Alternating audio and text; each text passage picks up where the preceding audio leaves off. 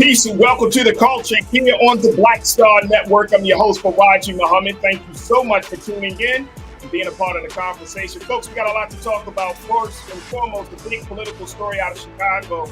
Mayor Lori Lightfoot has been ousted, as now there's going to be a runoff election, and she is not going to be a part of it on April the 4th. We'll break down the details. Also, it's Women's History Month. We're going to do our part to celebrate women who tell their stories. That's the theme this year. We'll have that conversation. Plus, we get some updates about what's going on with the Supreme Court and their student loan case that they're reviewing. So we got a lot to get to. Of course, you're going to be a part of the conversation, and we got our fantastic contributors. So stay with me. We're going to have a fun time today. Happy Wednesday, folks. It's all happening on today's edition of The Culture here on the Black Star Network. Let's go.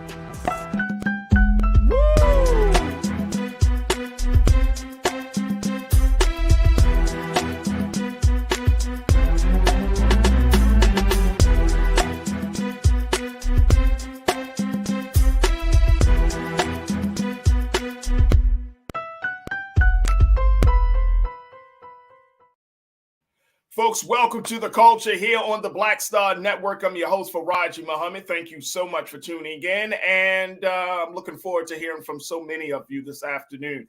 All right, folks, let's jump right into it. We got a lot of conversations set up for you, and as you know, here on Wednesday, I'm just not by myself. I got my sister, who is an attorney, who is a TV host. She hosts her own show called Suzette Speaks on YouTube. We got my sister Suzette joining us in a few moments as we have these conversations. The big one, though, the first one, is about what happened in the city of Chicago as Mayor Lori Lightfoot has officially been ousted, folks. Take a look at the report that has come out now and where the city of Chicago stands on their mayor's race that happened yesterday. And it was a very, very decisive, it was a major decision that the Chicago voters had put out there, saying that Mayor Lori Lightfoot just didn't do enough for the city. Take a look at this, folks.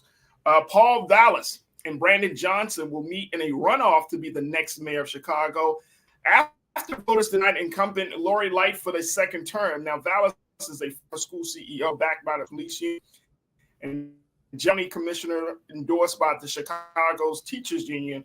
They both advanced to the April 4th runoff after none of the 9 candidates was able to secure over 50% of the vote on Tuesday to win outright. And so Lori Lightfoot, she's the first Black woman and first openly gay person to lead the city. She won her first term in 2019 after promising to end decades of corruption and backroom dealing at City Hall. But opponents blamed the Lightfoot for an increase in crime that occurred in cities across the U.S. during the pandemic, and criticized her as being a divisive, overly contentious leader.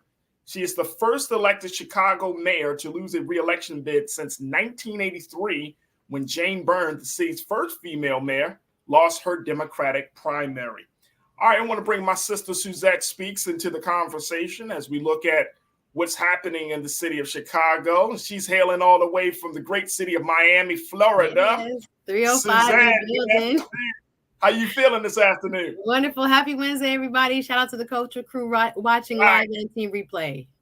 Absolutely. Absolutely. All right. So, Suzette, Lori Lightfoot, she was always somewhat of a controversial figure in Chicago politics, but now it has been decided. Lori, Miss Mayor Lightfoot, thank you for your services. You will no longer be needed here. It was a rough night for former Mayor Lori Lightfoot. When I looked at the numbers, Farajii, we're looking at 17% of the total votes. She came in third place behind those 2 front runners, as you described, who will go on to the runoff election on April 4th. But yeah, the top 2 vote getters were at 34% for Mr. Paul Vallas and 20% for Brandon Johnson. So them combined is more than 50%. So this was definitely a message that was being sent by Chicago voters. And unfortunately, it was not her night. No, and it's not her night at all. And I'm wondering, what does that mean? Because we often talk about Black folks in power, particularly, positions of power like, state legislator or even mayor, in some cases governor. So is this a way of is this any type of rebuke about her personally, you think? Or is this just based upon how she has, structured the government and how she runs the government? Well, she's definitely a strong mayor in more ways than one. People have criticized her style.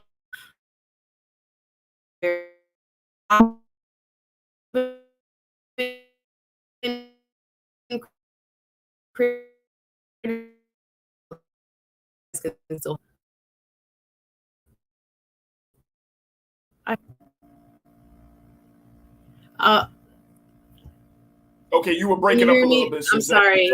Shout out to Struggle Streaming. But as I was saying, was that crime has been up in her city. So as far as her personal leadership style, that definitely has come under critique as well. People have said that she's a very strong and assertive, kind of top down, strong leader. But she cannot deny the numbers. When people feel unsafe, they're going to, show up at the ballot box, and they did. In the last year, crime has been up in Chicago, according to some reports, about 31%. So she has had an uphill battle since the 2020 uprising in that summer, where people, saw all over the news the burning of the business districts of downtown Chicago, and how they had to kind of quarantine off certain areas. But people apparently did not like how she has done her job, more so than I think what she is like on a personal note, or on a personal level. But yeah, I think there was a little bit of both. But I think they definitely sent a message that they want to change in leadership, for sure. But unfortunately, it seems as if, her time was cut short. As you stated, the first time in 40 years that a sitting incumbent has not been reelected to office. So here's the pushback I got on this, right? Because we often hear that when crime goes up, somebody's getting kicked out. Some heads are rolling, right? And I'm from Baltimore, and so we know a thing. I know a thing or two about rising crime and the consequences of that. But it never made sense to me, though, Suzette. It never made sense because we always put, and I hate when politicians do this. They put themselves, and I'm speaking of mayors, whether they're black or white, it doesn't matter. But mayors often put themselves as the savior of the city. And crime is not, you can't quote unquote legislate crime prevention. You know what I'm saying? Like, you can put certain things in place for the police department, but it still comes down to people's thinking, people's behavior. There are other internal factors within a person that causes them or compels them to want to commit a crime, right? And so, I think part of it is this idea, like, we as voters and constituents have bought into the idea that if you got a mayor, that they're going to stop crime because that's what they say. But then all the other part of it is the candidate, the political leaders saying, well, I can do that. And it's like, no, that's not realistic, right? Like, crime comes down to prosecution. You're an attorney, you understand. Prosecution, making sure the charges stick, make sure that the police officers are doing what they're supposed to do and not, causing any type of corruption in the case. I mean, there are so many other things. And I think that it's this poor policy for a political leader to put out there that they're going to stop crime. And then for us as the voters, we accept that and think, oh, well, they didn't stop crime, therefore they lost they didn't fulfill that promise. It never made sense to me. Yeah, it's a tall order to say when you have resources that are dispersed differently, right? Chicago sometimes is called the tale of two cities, a well-funded side and a not so funded side. You also have, as you said, several moving parts. I would include in there the police union and other Right. Mental health services, which she had worked to increase funding for young people. Of course, you have economic factors, joblessness, homelessness. I mean, you and I both know, we hear the songs about Chirac and other places in Chicago, and it's not an easy fix for anybody, much less, one time or single term mayor to try to come in and really revolutionize how people think of even themselves. So yeah, to put that on as a kind of a way in which you're going to distinguish yourself as a true leader, it is very difficult. She needs or needed partnerships that run very deep. And even when I look at some of the ways that she has been depicted on social media through memes and even just seeing her at on the street, if you will, while she's walking around the city, et cetera, there didn't seem to be, oftentimes with young people, like a mutual respect there. And I think sometimes we overpromise, underdeliver, and I think that might have been part of her issue when it came to crime. But I think across the board, we also have to recognize during the pandemic, major cities, it's not only Chicago, which is our third largest city here in the United States, across major cities went up when the pandemic hit. So here, and we got the word, the youth vote. Or we as constituents think that the mayor can do more than they're able to do. Yeah, so I didn't mean to interrupt, Suzette. Just wanted to because I'm getting you a little glitchy, so I was like, let me jump in. But sorry. That's all good. But here's the thing, and we're going to take a quick pause after I make this. But again, crime is not predicated on who's mayor. Like no criminals running around like, oh, so and so is mayor. Yeah, I can't do it, bro. I can't do it. Like nobody's thinking that. But the other part of it is the point that you just made. Crime has gone up across the country. And see, this is part of the problem. I think this lies on us as constituents / voters. We have sometimes, I think we have unrealistic expectations of what a political leader can really do. So we put it all on the government and not thinking about, you know what is the role that I can play to help be a partner with my government? That's the part.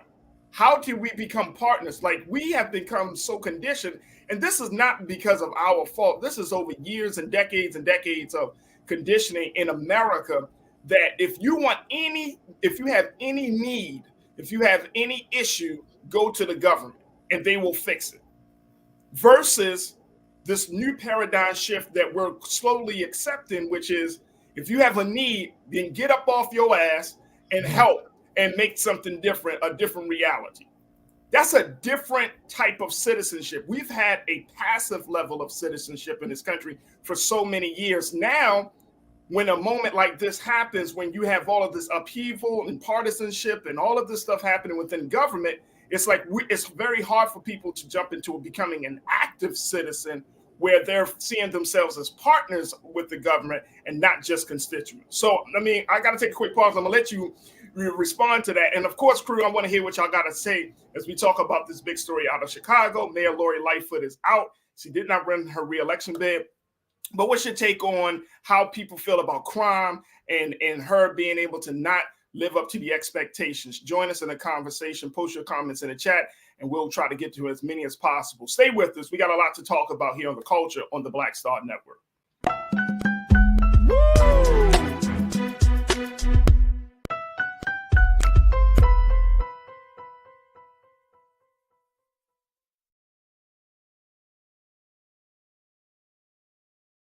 Black Star Network is here. Oh, no punch! I'm real revolutionary right now. Thank you for being the voice of Black America. All momentum we have now, we have to keep this going. The video looks phenomenal. See, there's a difference between Black Star Network and black-owned media and something like CNN. You can't be black-owned media and be scared. It's time to be smart. Bring your eyeballs home. You dig? When you talk about blackness and what happens in black culture, we're about covering these things that matter to us, speaking to our issues and concerns. This is a genuine people-powered movement. There's a lot of stuff that we're not getting. You get it, and you spread the word. We wish to plead our own cause. Too long have others spoken for us. We cannot tell our own story if we can't pay for it. This is about covering us. Invest in black-owned media. Your dollars matter. We don't have to keep asking them to cover our stuff. So please support us in what we do, folks. We want to hit 2,000 people, $50 this month, raise $100,000. We're behind 100,000, so we want to hit that. Y'all money makes this possible. Checks and money orders go to P.O. Box 57196, Washington, D.C. 20037-0196. The Cash App is $RM Unfiltered. PayPal is R Martin Unfiltered. Venmo is RM Unfiltered. Zelle is roland@rolandsmartin.com.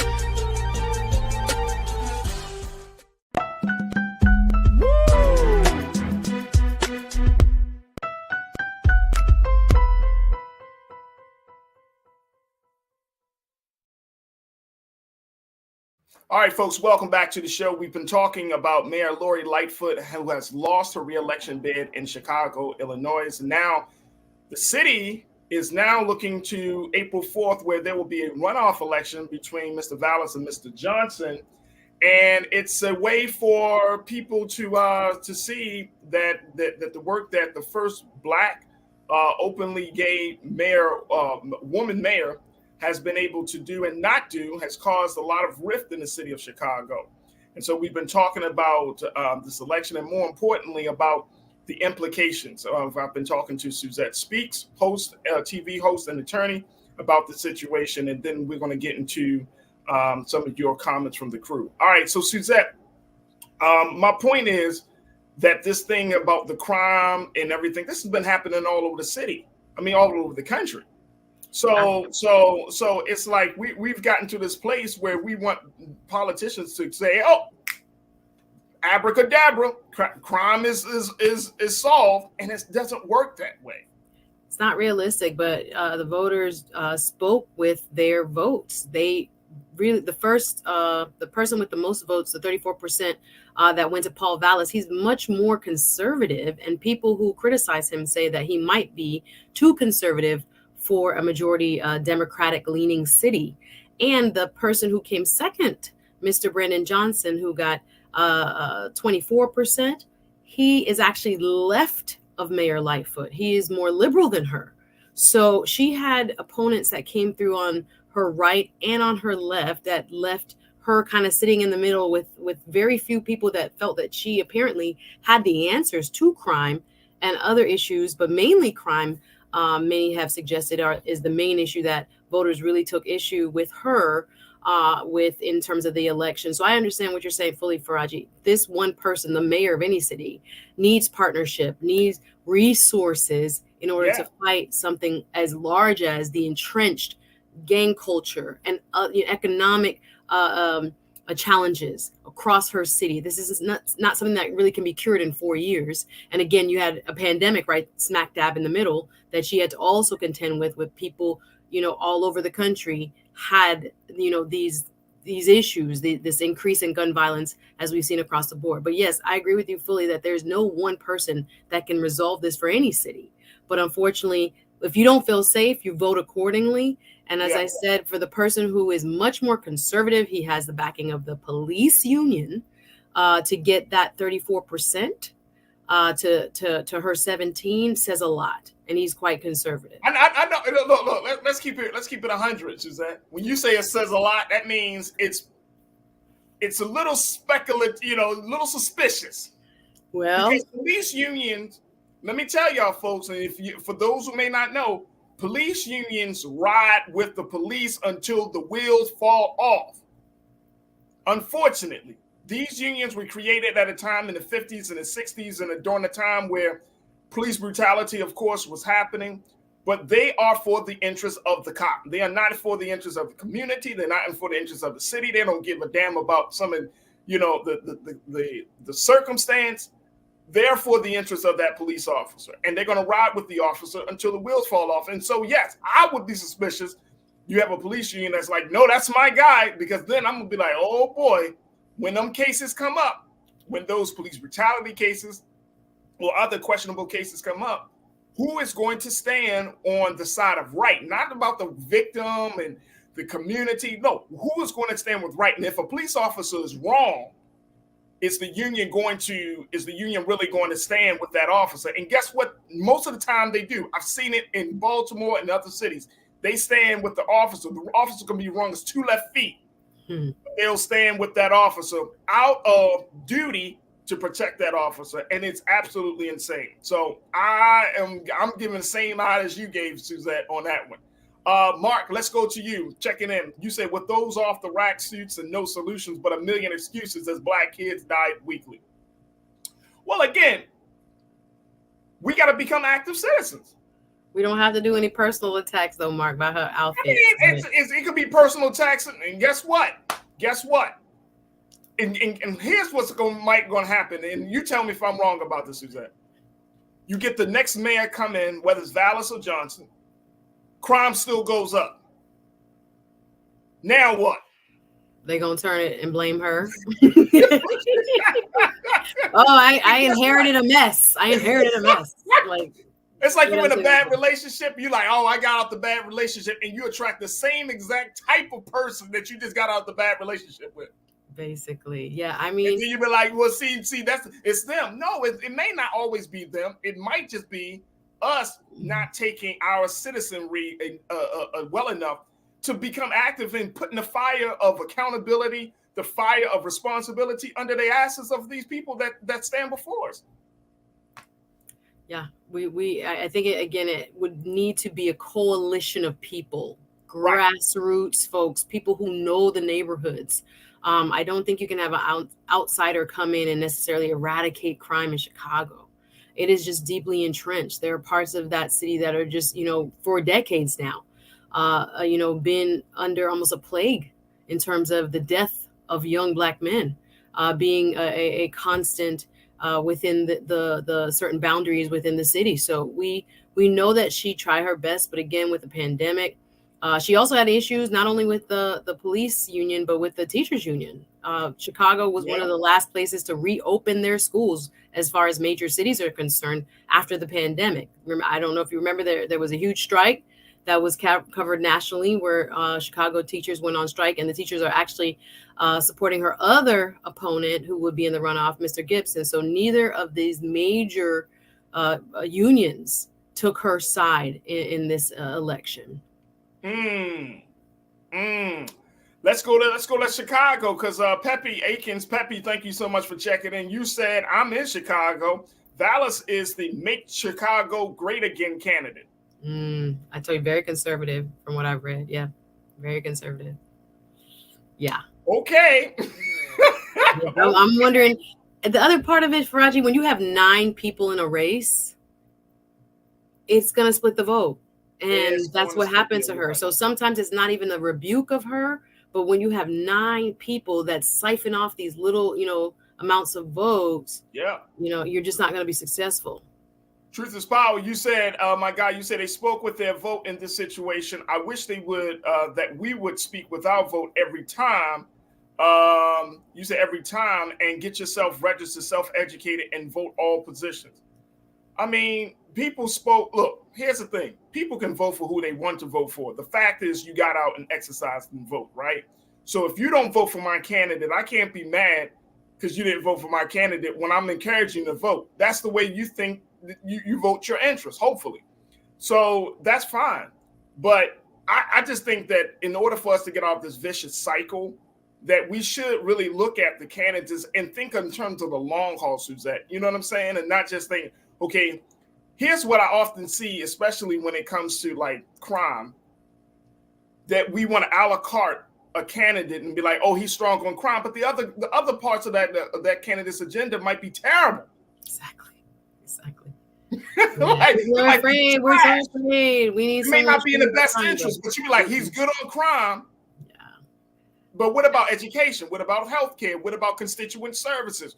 What about building relationships with young people and seniors in the community? Like looking at all of these other pieces, you'd be like, he's good on crime. What about economic development for small businesses and Black-owned businesses and women-owned businesses? You know what I'm saying? Like, where do the candidates stand on those things? I mean, if it comes down to figuring out, okay, you got these 2 candidates, you're right, and you mentioned it, 9 candidates, nobody's going to sit around and try to look at the agenda of 9 candidates, right? Some of us may, but not a lot. Mm-hmm. So if you got these 2 candidates, now you can say, okay, which candidate speaks to me and which candidate doesn't?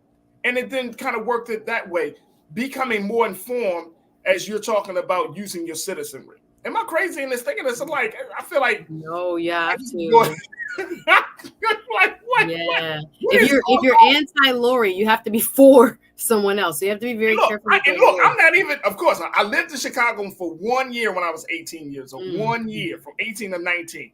But I mean, Chicago always has a special place in my heart. But at the same time, You know, you're not going to get if you want a transformative political leader, you're going to need a transformative policy. You're going to need a certain type of person. May not be Lori Lightfoot, but Chicago deserves, especially black folks in Chicago. Black people in Chicago have struggled so much. That city is huge, third largest city, has a lot of money that comes into the city. If you go to the south side, if you go to the west side, you know what I mean? There are parts of Chicago that looks like hasn't been renovated in the past 30 years. So, you know, it's like, we got to really think this thing through. Yeah, we're going to have to, whoever wins, for people who live in Chicago, I act like I live up there, but we're going to have to proverbially speak of the voters get out.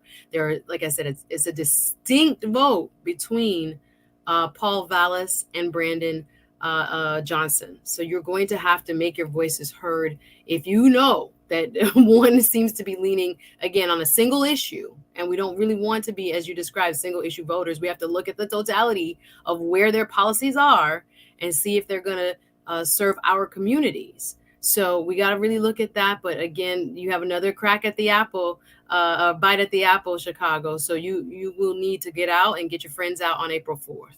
Absolutely. Look, let me get one more in. Alf checking in. You said Vallis was in charge of school district of Philadelphia when it had been taken over by the state. He drove resources out the district. Who vetted his resume? Yeah, he's a former, we call him superintendent down here, but the head of the school district there. And some people have questioned. Again, he's flip-flop even in his party. When Obama came in, he became a Democrat. There's some history there. People need to research and see if you were satisfied with the job he did while he served as head of the school system there in Chicago. There's a lot. He's been around for a little while. He ran for also governor.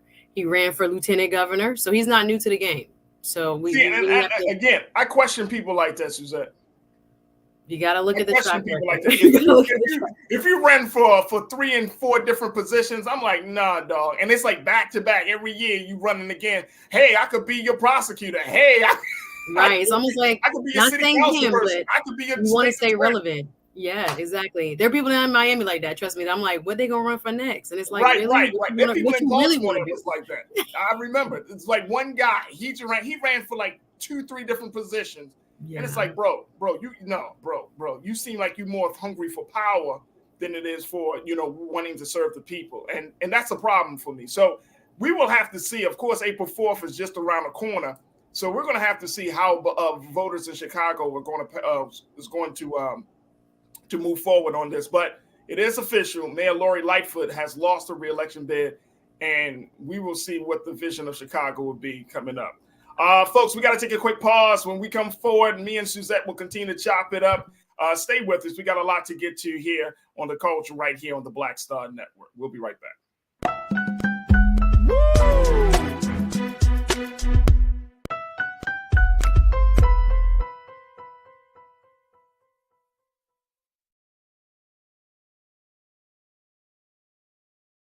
When you talk about blackness and what happens in black culture, we're about covering these things that matter to us, speaking to our issues and concerns. This is a genuine people powered movement. There's a lot of stuff that we're not getting. You get it, and you spread the word. We wish to plead our own cause.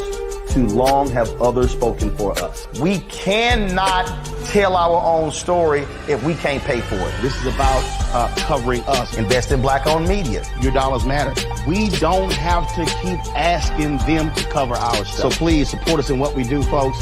We want to hit 2,000 people, $50 this month, raise $100,000. We're behind 100,000, so we want to hit that. Your money makes this possible.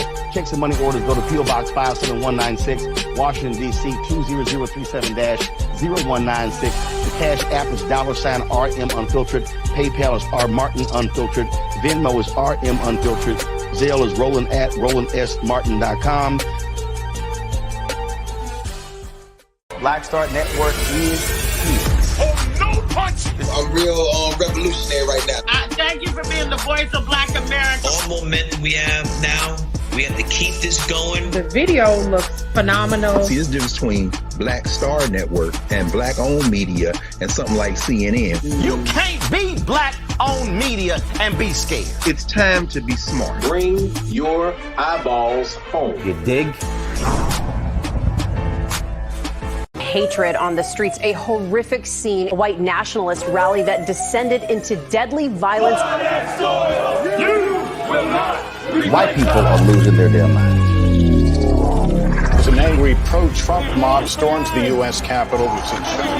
We're about to see the rise of what I call white minority resistance. We have seen white folks in this country who simply cannot tolerate black folks voting. I think what we're seeing is the inevitable result of violent denial. This is part of American history. Every time that people of color have made progress, whether real or symbolic, there has been what Carol Anderson at Emory University calls white rage as a backlash. This is the rise of the Proud Boys and the Boogaloo Boys. America, there's going to be more of this. Here's all the Proud Boys, guys. This country is getting increasingly racist in its behaviors and its attitudes because of the fear of white people. The fear that they're taking our jobs, they're taking our resources, they're taking our women. This is white fear.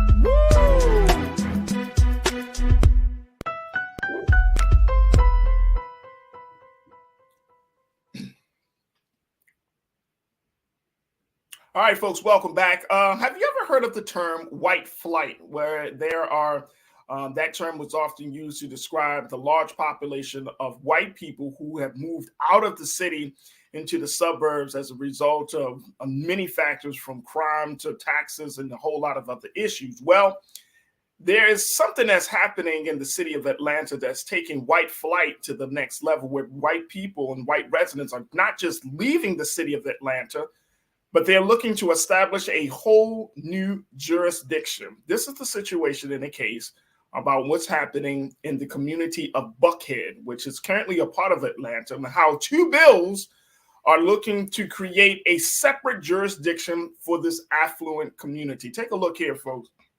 This is what's coming out of Atlanta right now, according to the latest news, that these two bills together would allow the Buckhead district to succeed, not just leave, succeed from the city, pass the Georgia Senate Committee Monday, and could be up for a floor vote as soon as Wednesday. If approved by both legislative chambers and signed by Governor Brian Kemp, who is a Republican, the measures would allow residents of the roughly 24 square miles, 62 square kilometers, Buckhead area to vote in November 2024 on whether to leave Atlanta and form their own city. Now, while the Buckhead City movement has a powerful backer in Burt Jones, the state's lieutenant governor and state senate president, the measures are expected to face resistance in the House. Let's bring my sister Suzette back into this. Suzette, you brought this to my attention. Yes, sir.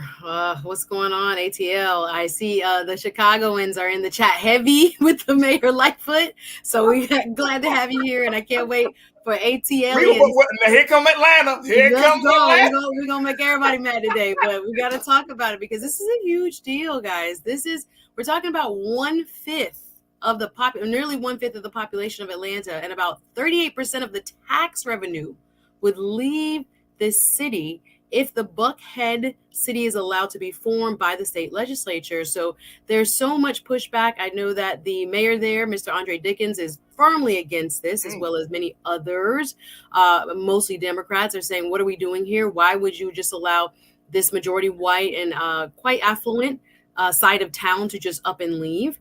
There have been rumblings about this happening for several years. Actually, from when I was a little girl, I heard this as a rumor for years and years, but it never really got serious traction until about maybe the last cycle of elected officials. It was the state senate president before now, as well as the House of Representatives chairman in the state legislature of Georgia, that kind of knocked it down and didn't give it life, but now it has life.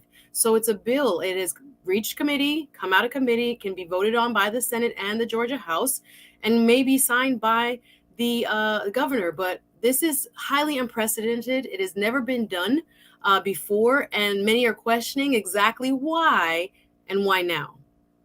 So that's one of the questions that I have, which is why now. But the other question is, so you can really do this?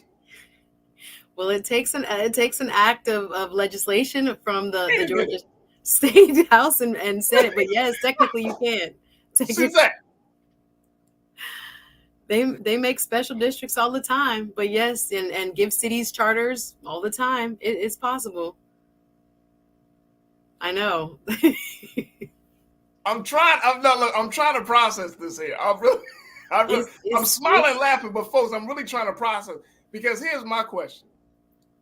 So white people feel like, hey, the city is going to fill in the blank, going to hell, it's full of it, blah, blah, blah, blah. And now they're wealthy enough to actually get some proposed legislation to be considered by the state. And they may actually have it on the ballot come 2024 if the governor, who is a Republican, who's a part of that class of people, white and wealthy, if they actually it would ultimately be decided by the voters. Yes, sir. Oh, right. You gotta include us somewhere in the mix, right? Okay.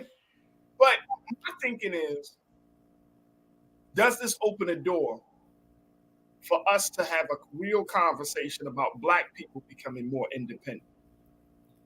Well, I don't know. I'm saying, because we have wealthy Black people, but the political prowess.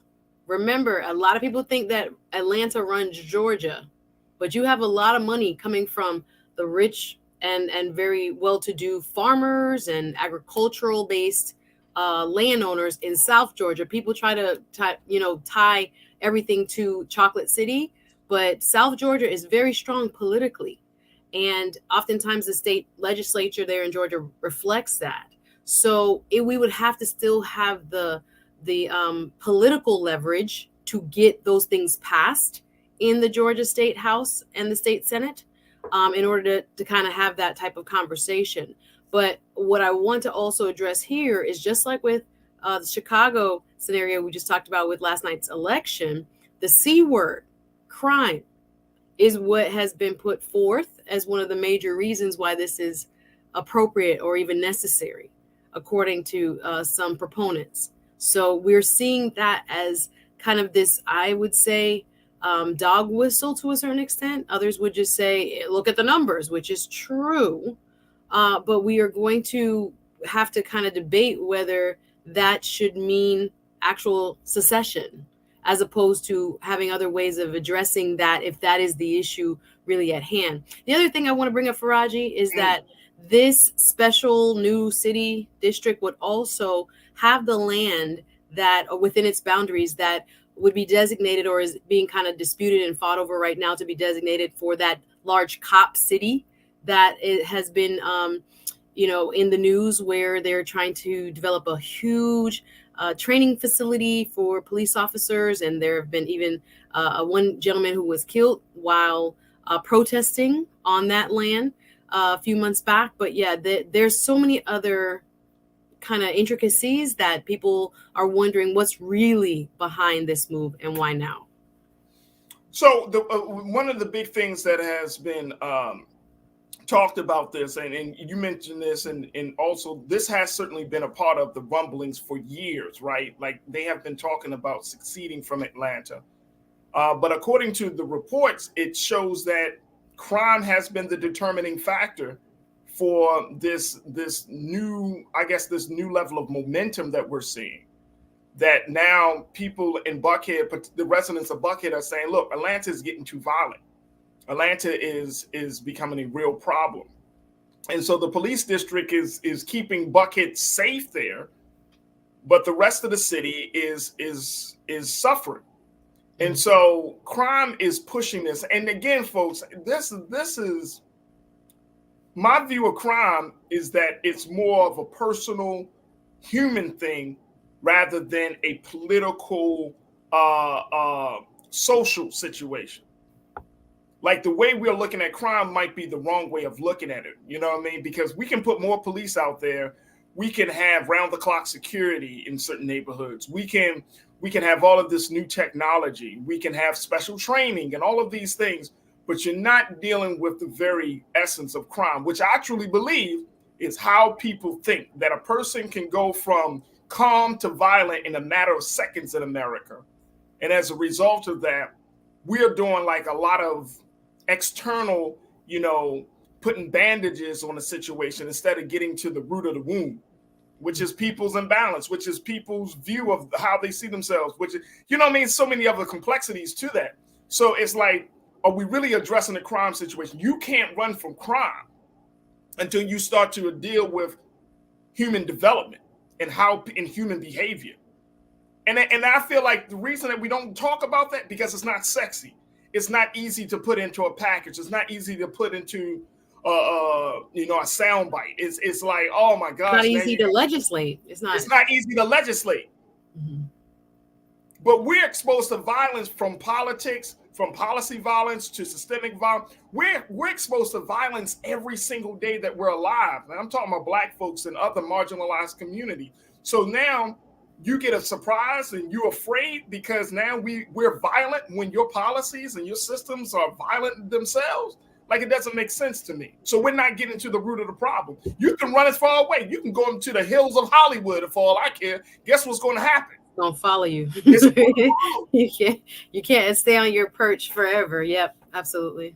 You can't just be like, I don't want it, so therefore it's section me off from the rest of the city. The other part of it is, very quickly, is the tax base and the ratings of the city. Yeah.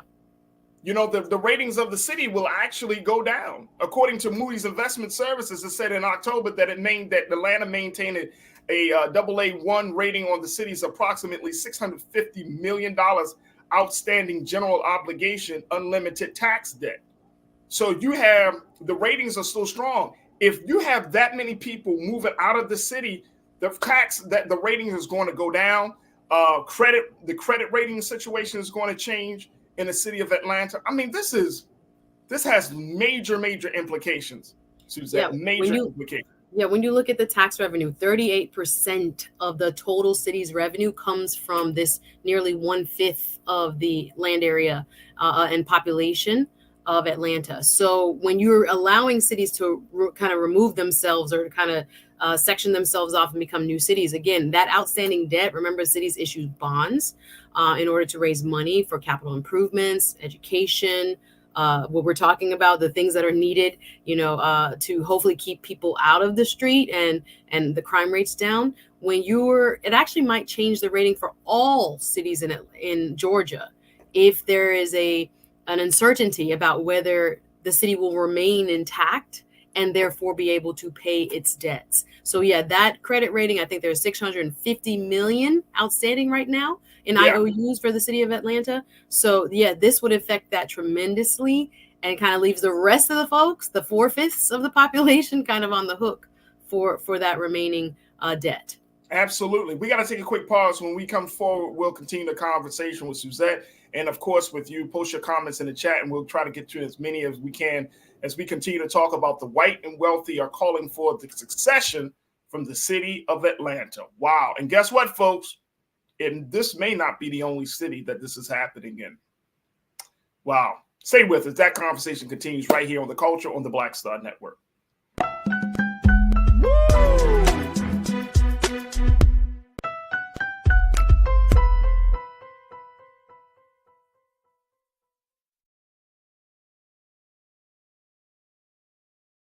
Folks, Black Star Network is here.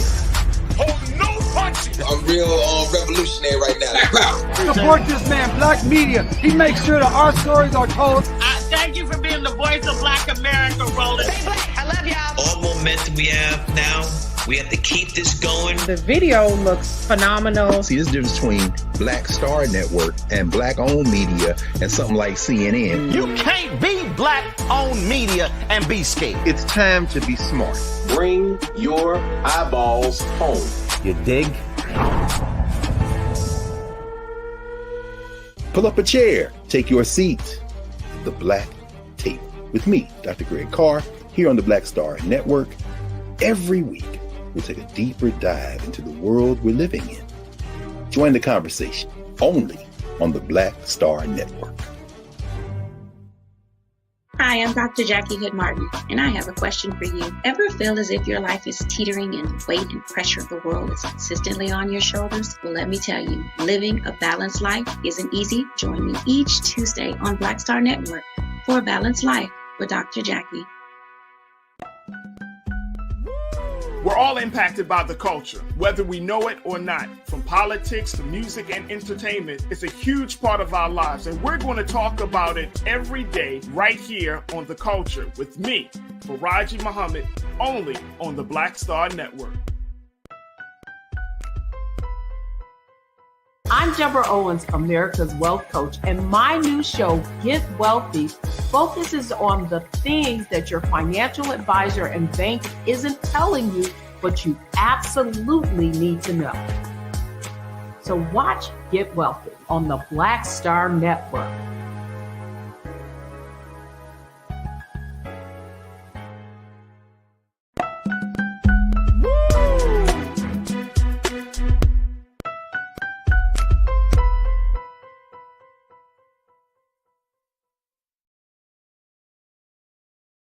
Folks, welcome back to the show. We've been talking about what's happening in the city of Atlanta, where white and wealthy residents of the community of Buckhead is looking to succeed from the city of Atlanta for a number of reasons, mostly because of crime, and looking to establish their own jurisdiction as an independent city. Now, this comes as a result of two bills that have gone before the Georgia Senate Committee, who has approved the move, and now it moves forward to the other part of the Georgia process of political process. And if that's approved, it goes to the desk of Governor Brian Kemp, who has the opportunity to sign off on it, and then it will be up for on the ballot come November 2024. And this is creating a firestorm of controversy where people are asking, can this really happen? And if it does, what will be the implications of it? We've been talking to my sister, Suzette Speaks. Suzette, so when we talk about everything from credit ratings, when we're talking about everything from the crime piece, we're talking about all of this. Again, I'm just going to throw this question out there. Why haven't Black people been able to do this? You said political prowess. Yeah, I don't see it kind of bending that way. I see it more so as being a possible dangerous precedent for other more affluent, predominantly white areas around our country in various municipalities saying, we don't want to be a part of every, city. But we all across the country have very affluent parts and more economically challenged parts to a lot of our cities. That's how it has been as far as a kind of remnant of, the racial segregation that we've suffered for so long in our country. And of course, economics hit different communities differently, depending on your levels of education and opportunities, et cetera. Right. So imagine, I looked at it more so as this being possibly a precedent for other very wealthy, for example, parts of Miami or wherever, to just get up one day and say, no, we're no longer, this specific neighborhood is no longer part of the city of fill in the blank. And what that would mean for cities across the country. As you mentioned, coming off a break, we are seeing something similar happening in Mississippi. It's a little bit different, but where they are now in their state legislature taking up possible legislation to separate out districts for judicial districts for predominantly white, more affluent areas, to separate them in terms of who the judges are and who selects those judges from the predominantly Black cities in Mississippi, for example, Jackson, right? So I'm more concerned looking at it from maybe not how we can possibly utilize it. And I think I'd have to give that a little bit more thought, but I'm seeing it as like, if you have an affluent side of town that has the political leverage in a state capital, they could possibly start making enclave cities. And I think that could be very, very dangerous for us. Very dangerous. Conscious Thought thinks along the same way. Conscious Thought, my guy, you said if Buckhead is able to succeed from Atlanta and Jackson, Mississippi is able to carve out a niche Caucasian enclave, then watch out and wait for the ripple effect. Nationwide, everyone will want to do it, except for Black people. That's what I'm saying. But we don't necessarily have, the power of City Hall in each and every city. We don't. But even in the cities and the states that we do have Black leadership in City Hall, we're not even thinking like that. I don't see how necessarily it would benefit. I don't necessarily. I'm just saying, like the same way, the same reasons that these white residents are saying, "Hey, crime is up," blah blah blah. We need to take our talents elsewhere and establish our own jurisdiction. Black people can say the same thing. We have wealthy Black people. We have Black people who are in positions of power. They could do that. They don't have to do it exact same way, but I'm just saying, just the thought that, hey, you know what? Whatever group. And create my own thing. The reason is because how many wealthy Black areas do we have in the cities across this country? Yeah, I was thinking that. I mean, like little enclaves.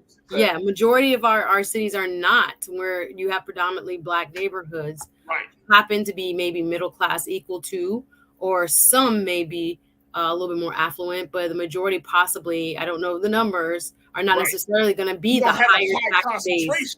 Exactly. So if you separate from other parts of your city, you probably will lose out in terms of your tax revenue and other advantages. So I'm not sure, again, how it would serve parts of towns that are economically deprived who also happen to be in various circumstances predominantly Black. Even in cities like here in Los Angeles, Black people only make up 8 to 9%. Yeah. So if that 8 to 9%, say you should shave off 4 or 5% of the 8 to 9%, where they say, hey, can we create a own situation? And I'm just using this as a hypothetical example, right? Like if we create our own situation, that shouldn't be frowned upon because we don't have the quote unquote the numbers to show that we're a majority. In some cities where you have Black people that are 40, 50%, in Baltimore it's like 65%, when you have the numbers is one thing, but when cities where you don't have the strong numbers of Black folks compared to other folks, then it could be a possible option. And again, I understand your point in terms of the politics, but I'm just saying, even getting down to the very essence, which is the thought, like, hey, you know what? We're wealthy. We have some level, we have privilege. We have power, people that represent us in the state government. We can do this. Black folks, we unfortunately have to just be resolved to, okay, we got to live in this condition. And that's a different level of thought. That's all I'm saying. I understand your point. My biggest fear for something like this is this will become segregation by another name. We're going to say. That's what Janelle said. That's what they know. It's like a high crime, it's high this, it's high this, and then you separate people, and it happens to be all white people end up here and all Black people here. I'm not for that. That's what Janelle said. She said they can actually they are actually legislating segregation and calling it special districting. So here's the thing. If there was, and I think we got this again, this goes back to our race conversation in America. If there was a very real, honest conversation about race, where we're saying, okay, as Black people, we bring this to the table, and white people are saying, hey, this is what we're willing to bring to the table, and we both keep our promises, there could be some actual coexistence. But if you have some cities, and this is the thing about segregation and integration, Black people have tried to live with white people tried to live with Black people, but for a number of reasons, it hasn't been working. Now, it hasn't totally disrupted the country because that's the state that we're in. But is it a real situation, or is it something only compelled by law? No, I don't want to paint all residents in Buckhead with the same brush, right? Because there are people who have political capital who with money can, move votes. Yeah. And it's not to say that every white person within Buckhead, and there are a lot of black people that live in Buckhead too, that they feel the same way about this, right? So we have to be very careful not to kind of attribute to some, for all, having the same sentiment. So I don't think everybody necessarily agrees with the move out, but the powers that be, the people who have the political influence, the people who contribute to campaigns and obviously can muster votes in the state house and the state senate, are loud enough to where they are through the state legislature. Again, this is not the voters at large yet. This might be defeated if taken to the voters, citywide. But we got to be very careful. Like I said, I don't think necessarily everybody holds this same sentiment. And I also think that if we look at it kind of for I don't know how much progress we would make. And then people would have to have the bigger conversation is what does progress look like to you and what does progress look like to me? That's true. As far as what would be beneficial to our communities as a whole. I just don't know if, just economically thinking about thinking about other resources. I'm just thinking about cities here in Miami. I wouldn't want that. I wouldn't want us to separate out because it just depends on how much money and how much political influence you actually have. And culture. It could be a very divisive, there's an economic piece to it, but then the cultural piece, and I think that's the other underlying thing that Buckhead is probably saying culturally, Atlanta and the direction that Atlanta is going, culturally there's an influx of new black folks that have moved to Atlanta as a result of a variety of factors now being called Black Hollywood in some cases. So, culturally, Atlanta has changed. And some of those white residents could be like, you know what? I don't want to deal with that. And that's fine. That's cool because every community have their own culture. But now it's getting to a different place. And so when you have a situation like this, it's like you, regardless of whether you actually feel like, oh, no, I'm not doing this because I'm racist, or I'm not doing this because I don't want to live around black people, or I don't want to, I think I'm better than the mainland or whatever the case may be. But it's hard to differentiate those persons from the persons who are moving forward with this effort. And if you're in the city of Buckhead, if you're a white resident, are you going to leave Buckhead and say, no, I'm moving back to Atlanta? Or are you going to be like, it may not be a bad idea? I don't know. We'll have to see. I think we got to We will have to see. This is interesting, though. I'm so happy that you brought this to our attention. So this is very interesting. I'm going to keep my eyes on this. Folks, we got to take a quick pause when we come forward.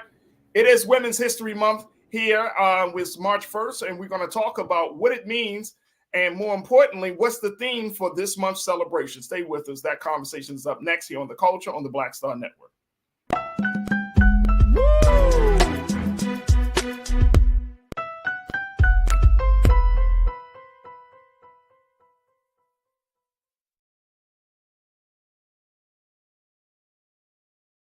Hatred on the streets, a horrific scene, a white nationalist rally that descended into deadly violence. White people are losing their damn minds. As an angry pro-Trump mob storms the U.S. Capitol, we're about to see the rise of what I call white minority resistance. We have seen white folks in this country who simply cannot tolerate black folks voting. I think what we're seeing is the inevitable result of violent denial. This is part of American history. Every time that people of color have made progress, whether real or symbolic, there has been what Carol Anderson at Emory University calls white rage as a backlash. This is the rise of the Proud Boys and the Boogaloo Boys. America, there's going to be more of this. Here's all the Proud Boys, guys. This country is getting increasingly racist in its behaviors and its attitudes because of the fear of white people. The fear that they're taking our jobs, they're taking our resources, they're taking our women. This is white fear.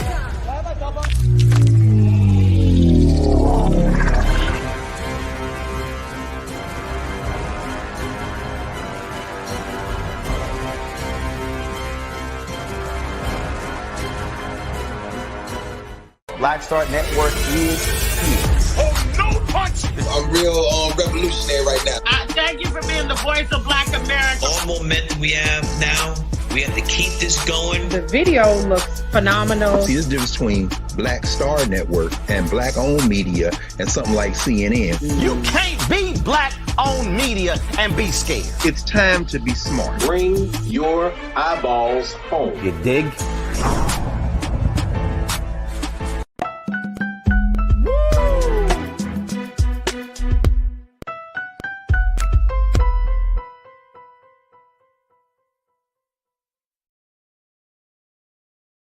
All right, folks, today it is March the 1st. It is the first day of Women's History Month, and this is the month where we talk about the great accomplishments and celebrate the great triumphs that women have made for this country, and there are so many stories to tell. And this is why the National Women's History Alliance, this is one of the major organizations that help to spearhead the effort to declare March as Women's History Month. This is why today they have officially said that the theme for this year's celebration will be celebrating women who tell our stories. Now, let me just share with you what the National Women's History Alliance have put out there as to what we should be celebrating during this month. Take a look at this. This is from their website, but they said throughout 2023, the NWHA will encourage recognition of women, past and present, who have been active in all forms of media and storytelling, including print, radio, TV, stage, screen, blogs, podcasts, and more.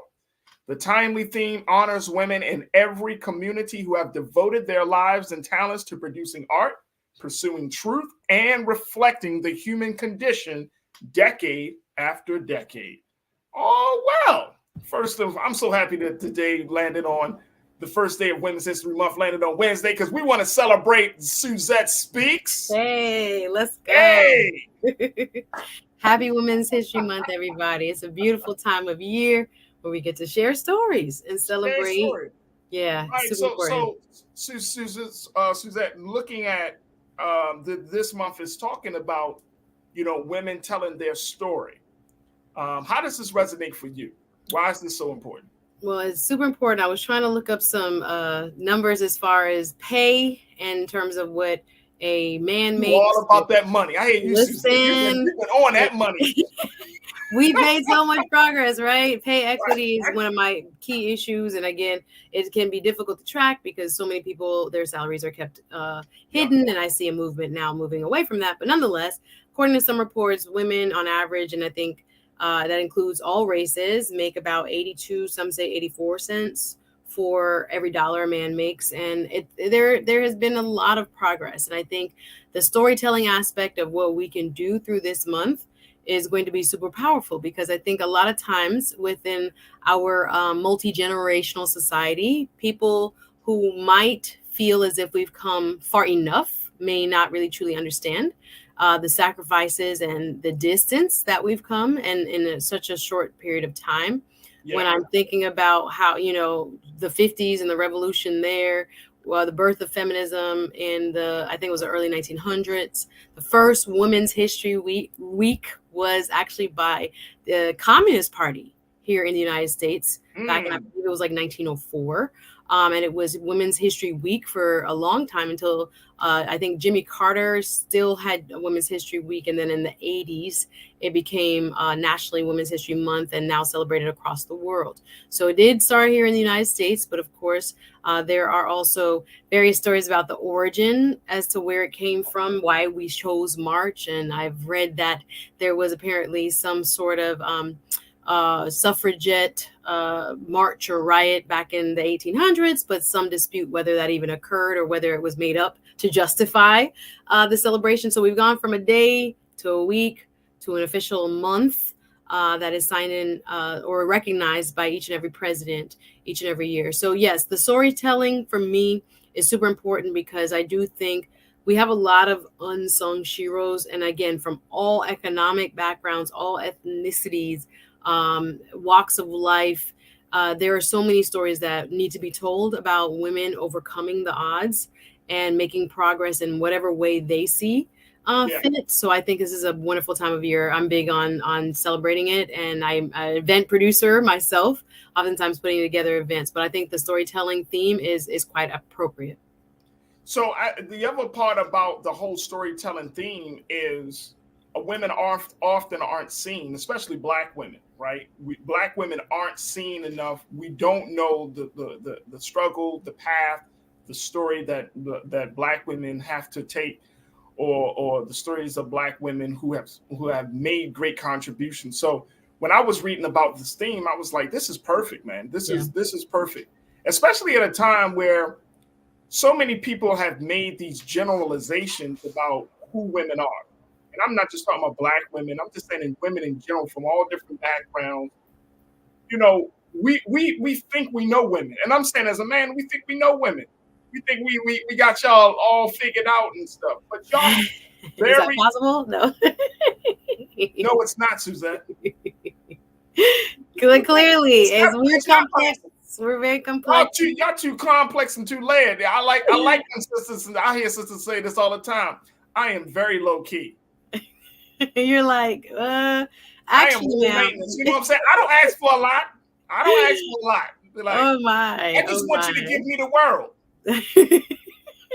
That's not asking for a lot. What's the problem? I want the sun, moon, and stars. Right? Not all of us, but it's yes. The issue. I just want you to submit to my feet as a god.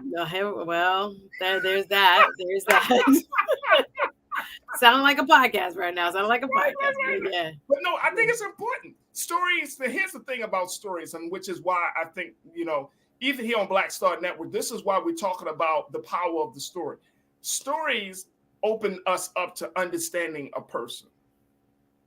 When you have a good story, when you hear a person's story of how they got from point A to point B, it makes you have a greater either respect for that person, a better, compassion for that person. Like, you know what I mean? Like, people don't know your story, Suzette. Like, I'm sure you have a very, very important, interesting story, right? If people sat down and kind of chatted with you, like, Suzette, how did you get to this place? How did you become a lawyer? And all of these things.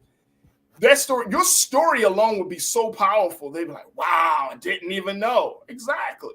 Absolutely. But to see the story, and this is the beauty, to see women tell their stories in the media space, especially like from podcasts to film, TV, and these things.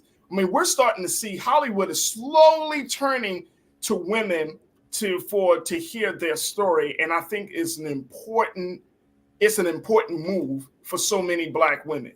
Very important. And I hope that a lot of sisters out there who watch the show understand that your story matters.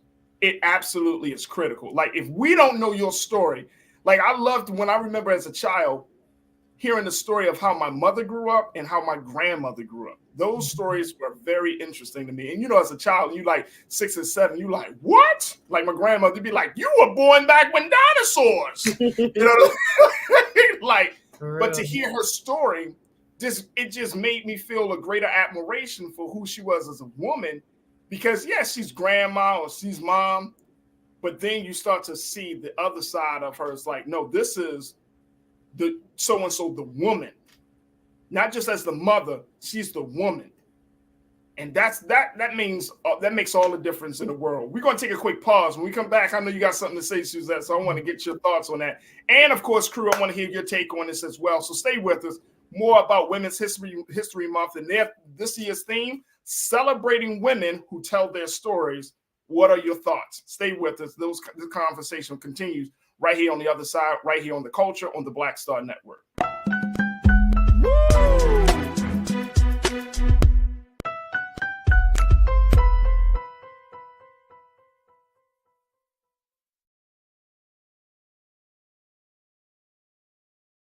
Black Star Network is here.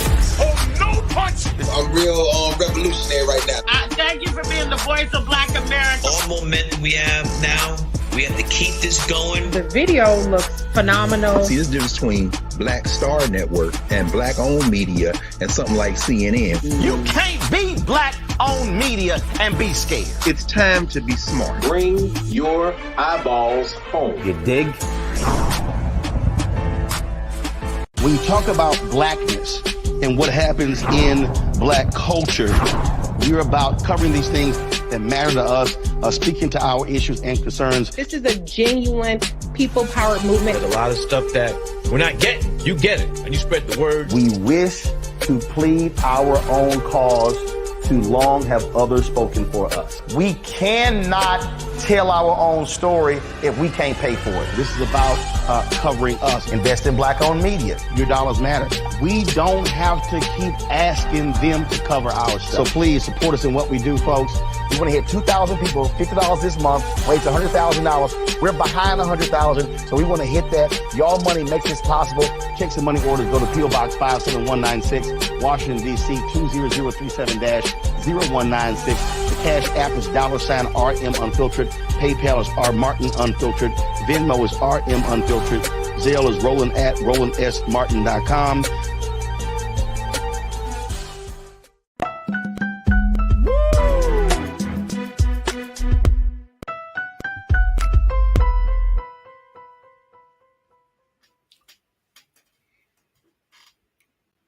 All right, folks, welcome back to the show. We're talking about the first day of Women's History Month, which is actually today. And this year's theme is celebrating women who tell stories. Yes, yes, yes. Women who tell stories. I got a woman who tells stories all the time. I ain't talking about stories like she's lying. I'm talking about stories of other women and other people who speak their truth. My sister Suzette Speaks, TV host and attorney. But Suzette, I wanted to get your take on that, you know, the importance of telling stories, like really giving people an understanding about who that woman is beyond just the roles that we might see. And I'm speaking of the story, the women in our families. She's not just your aunt. She was a woman before she became your aunt. Absolutely. I used to hear some of my relatives say, I wasn't always old. I wasn't born old like that. Because I think sometimes, and I think within my own work, having put together events around Black women, Black judges, women judges. You be doing it too, Suzette. I checked you out. You've been doing this for years. This ain't because the power.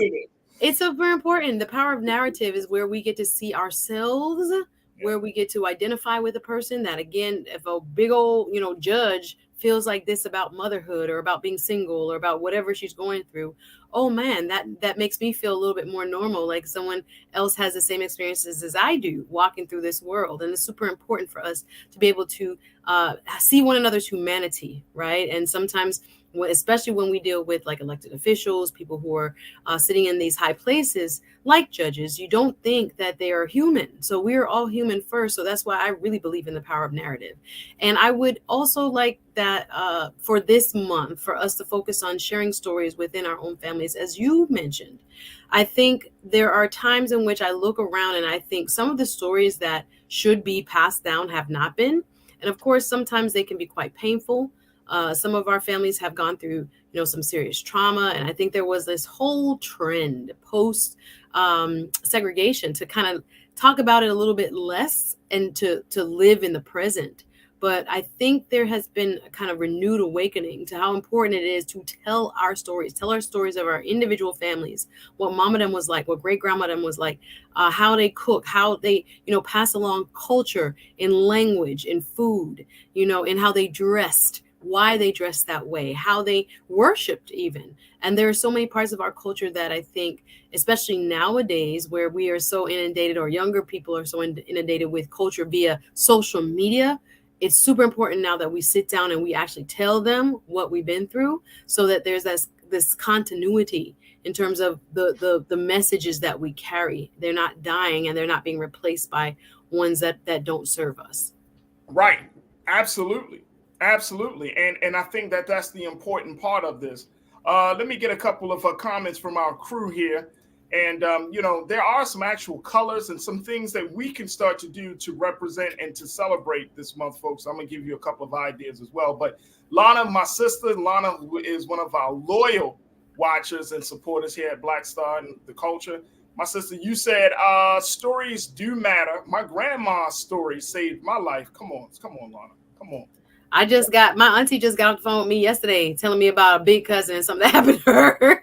And wow. I was like, whoa, really? She was like, don't do it. Don't do it. Because and I'm glad you brought that up, and Lana brought the same point up. Like, now that I have a daughter, And now that, and even when I was growing up with my sister, you know, having like when my mother was alive and then my sister was around, like that level of connection, being able to like, you know, being able to like talk about those certain stories, right? When my grandmother on my mother's side was very close to my family. So she raised me just as much as my mom and dad. So, you know, hearing those stories, right? And learning those lessons from grandma and from auntie. I mean, this stuff it empowers. And as a boy growing up into a man, you know, and I will say this, like, you got to listen to your grandmother. Like, you know, there's that old thing, Suzette, and I'm sure you heard this, that if you want to choose a quote unquote good man, see how he treats his mother. Mm-hmm. Yeah, sounds about right. What's the relationship that he has with his mother? What's the relationship that he has with the women in his family? You know what I'm saying? And that may not always be true for every man, but it's just within reason. We know everybody's, you know, not perfect, and you know, you have mama's boys, but within a healthy reason. Within a healthy, within a healthy space. Yes. But it just goes to show you, like, these stories are important, and so I'm happy that there is a celebration of that. Now, how do we take that to, not from our individual families, but to mass media? You know what I'm saying? Like, now we got podcasts, we got films, we got TV. You know, when I was reading about this, I was thinking of, like, you know, of course, like Angela Bassett or Viola Davis, or, you know, the women that we often talk about. But there are a number of women I'm seeing, like women content creators, women directors and producers, women who are carving out a space for these stories to be told. And I think this is the thing that's going to move people and change the culture indefinitely. What about you? Do you think the same? Yeah. People have taken notice. Non-traditional media has been our best friend, Issa Rae, and many others like her who have gone on. I mean, I love Yvonne Orji's podcast, her and I forget the other sister's name. But there's so many people that have a platform now where there is no, you know, gatekeeper to tell us, oh, we're going to buy this project or we're not going to buy this project. Well, if it's in your heart to share it, you might as well just go ahead and find a platform that works for you and go ahead and do that. This is a part of our tradition, Farajii. This is African oral tradition that we are just inheritors of and perpetuators of. So within our own, like I said, families, but yes, within the mass spaces that YouTube provides and other platforms now provide, super important that we take advantage of those. Record your grandma them. Put it out there. Make sure those stories don't die. I have an older aunt that we keep saying we need to, you know, ask her about everything with the family. Those are things that are so super important. And I love it when I see, for example, pieces from like Henry Louis Gates. I don't know if you saw the latest Finding Your Roots and things like this. This is super important that we can talk about our culture in such, you know, unique ways. Now that we have this opportunity through, you know, social media and mass media and non-traditional media. So we got to take advantage of it. And especially if you're feeling called to present it to the masses, do that. Record the folks you love or set up some kind of scripted, you know, pieces, etc., and poetry and other things that are just a part of our oral tradition that we need to make sure we create as much space as possible for, both online and in, you know, public events. Go support your public events this month as well, if you can. Oh, no doubt. You got to definitely do that. Tiana, support a women-owned business too. How about that? So. Oh yeah, women-owned businesses. So much we could do. So much we could do to celebrate. Oh my gosh, that is an excellent idea. There are so many sisters who are entrepreneurs as a result of the pandemic, as a result of the changing works culture that we've seen in this country. Women-owned businesses is everything, right? And if you see women in the arts, women that do media work, this is the time that you know, let people know, like, hey, yo, check out this podcast. You know what I'm saying? Support my YouTube channel like that. Check out this YouTube channel. You know what I'm saying? So, you know, it's there's just so many things that can be done. It costs you nothing to like and to share or to subscribe. So support somebody else. Absolutely. Tiana, you checked in and said, I wish I recorded my grandmother when she used to talk, when we used to talk. 100%. Absolutely. I think about that. I think I have one, imagine a cassette recording with my grandma on it. The cassette? Yes. I don't know who captured that, but I was like, we got like, well, it's hiding in somebody's house. Yeah, thinking about. Why y'all treating grandma like she in an interrogation? Hold on, grandma. Hold on. Let me bless put her this. heart. Hold on. When she was alive, she that's what she had. So people tried to do it, but now it's so easy. Pick up your phone, listen, sit down, kind of rest at their knee. There's a saying about that to learn, because God gifted them, a few more years ahead of you, so you don't make those same mistakes, or that you learn from their life experience. So we need to go back to really honing in on trying to utilize it for ourselves, but allowing other people to also kind of glean from their wealth of knowledge. Absolutely. My sister Karen Carter. Karen, you said, I am the matriarch of my family. I love and tell the great stories of our family sheroes and ancestors. My daughters are now telling their great stories. We keep legacies alive. That's why I love Karen. That's why I'm loving it, Karen. Come on, sis. That's what it's about. My LA sister right there, y'all. That is dope right there. Mimi, you said, I love being a beautiful, intelligent Black woman, and I love all my sisters in the chat and beyond. Awesome. There we go, Mimi. There we go. That's what it is. And then Tiana also said, Farajii, my grandma has some stories that were too funny. Absolutely. But when grandma tells stories, my grandma used to tell the funniest stories, because she used to insert, she'd be like, yeah, so this happened. I ain't like that woman. They're unfiltered. After a certain age, they just say it, tell it like it is. It's unfiltered and it's the best. I love that about my grandma. I ain't like her spirit. My grandma would be like, the whole nasty right about her. You're like, wait a minute, grandma. Calm that down. No, I had two separate, real different grandmas. I had a very church-going, a love Jesus grandma, and I had a smoking, cussing, play dominoes grandma. Oh, those are best grandmas. I love the best of both worlds. You need both. Yes, exactly. My grandmother was a balance between the church. She'll talk about the church, but she'll remind you of the street. Don't let her have to go back there, right? Don't let her. My grandmother was 4 feet. Less than about 100 pounds. You know what I'm saying? She was a small frame woman. But when she walked into the room, her energy and her personality was like, oh, you don't mess with her. You don't mess with Miss Brown. No, you don't mess with Miss Brown. No. Miss Brown, whatever you need, Miss Brown. She'd be like, boy, and she her little fist, smack you upside. I'm like, Grandma, put the fist down. Nobody afraid of you, Grandma. I am, but nobody else. Right. You know what I mean? So big shout out to all the mothers, the grandmothers, but more importantly, big shout out to all the women. This month, we're going to do our due diligence here on the show, Suzette, to talk about some powerful women that are putting out some powerful stories. And, we want to highlight that this month. So big shout out to all the women. This is going to be an incredible month. Just like Black History Month was an incredible month. This month should be a call to action for us to understand and to get into a better respect for the woman. Because when we learn understanding that woman, that is going to be important. I think June is also for what? June is for Father's Day. Music and Father's Day. Father's Day. I know that's because I know some brothers. Right. What about the man? Trust me, brothers. It's coming. Yeah, it's coming.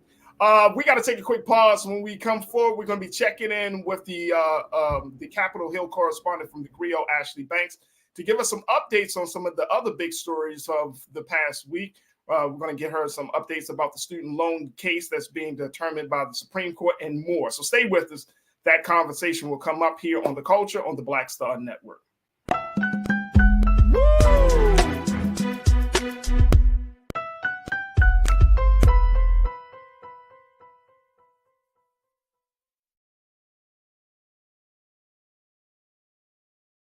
Hatred on the streets, a horrific scene, a white nationalist rally that descended into deadly violence. White people are losing their damn minds.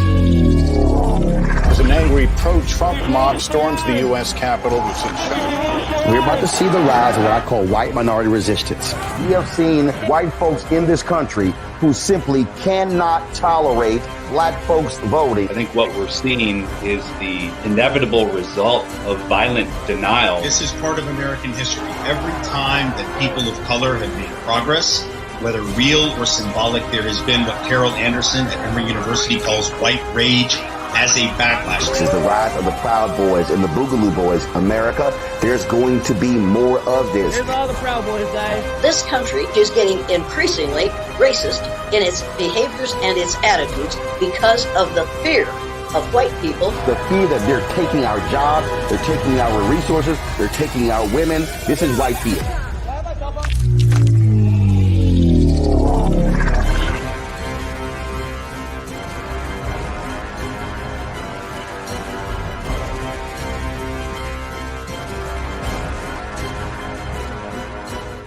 Black Star Network is here. Oh, no punch! I'm real revolutionary right now. Thank you for being the voice of Black America. All momentum we have now, we have to keep this going. The video looks phenomenal. See, there's a difference between Black Star Network and black-owned media and something like CNN. You can't be black-owned media and be scared. It's time to be smart. Bring your eyeballs home. You dig?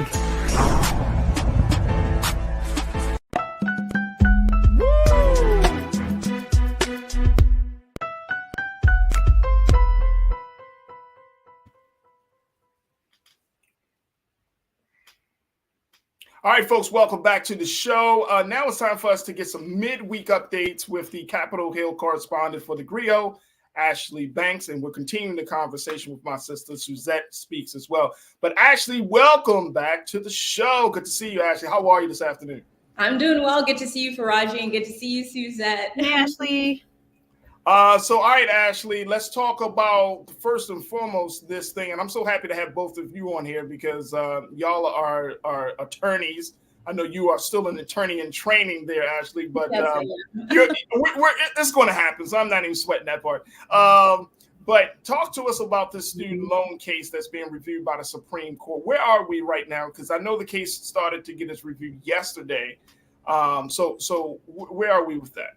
That's correct. So on Tuesday, I actually attended the oral argument for the Biden versus Nebraska case, and then there was the Department of Education versus Brown case, and they were two student loan cases. So in the Biden versus Nebraska case, we have 6 states, Republican-led states, that basically halted this Biden administration plan to forgive loans for eligible borrowers.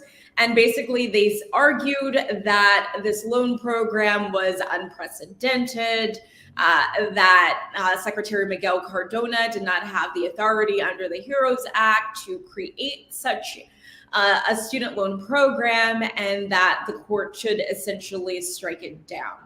And then we had, what's her name, Elizabeth Perloger, who represented the United States, and essentially said that Secretary Miguel Cardona did have authority to create this plan under the HEROES Act because it was for borrowers who were facing financial hardship during the pandemic.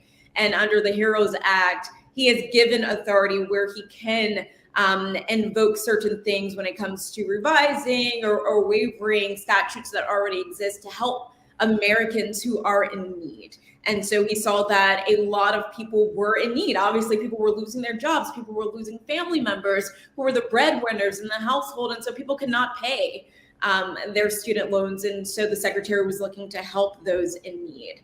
And so I watched the oral arguments yesterday, and it's clear that the conservative justices are not a fan of this plan to forgive student loan debt. And then the other side, you had Justice Sotomayor and Ketanji Brown Jackson, who were kind of really challenging Nebraska, the 6 states in this case, and basically asking, do you even have standing in this case? Were you even hurt, harmed by this policy that the Biden administration is putting in place for student borrowers? And honestly, Farajii, it appeared that the attorney for the states was kind of choking a bit because they were ganging up on him at one point and kind of saying, you really don't have standing. But he kept asserting that these states would be financially harmed. Some of their tax laws are wrapped up into the federal tax law. And so if student loans were discharged, then they won't be getting any money. But the justices were saying that that's kind of a self-infliction. The fact that your local tax laws are tied into federal tax laws, that's something that you did. It's not mandatory. So this is clearly a you issue, essentially.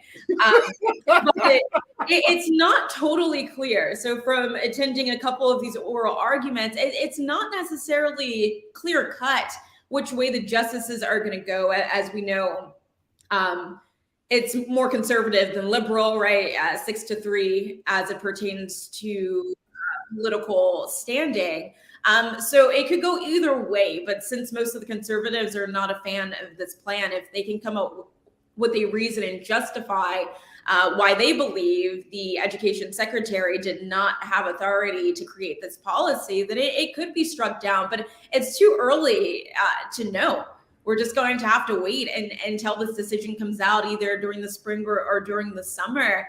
But there were a lot of protests that were taking place right outside of the Supreme Court. I happened to miss the protest. It was taking place literally during the oral arguments. But I did catch up with somebody afterwards who let me know that Maxwell Frost was there, Ayanna Pressley, and a couple of other congressional members, just trying to push forward and get people to understand, not that it's in the hands of people, it's in the hands of the justices, but to get other people in this country to have an understanding that this is not something that you should be against. This is something that you should be for.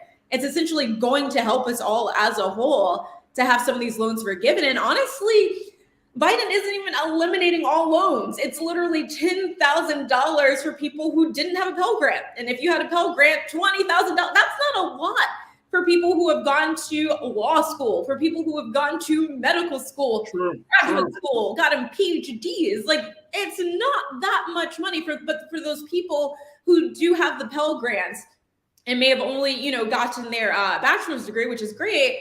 That could eliminate debt for them, which I think is a very beautiful thing. But imagine if the Biden administration said we're eliminating all debt.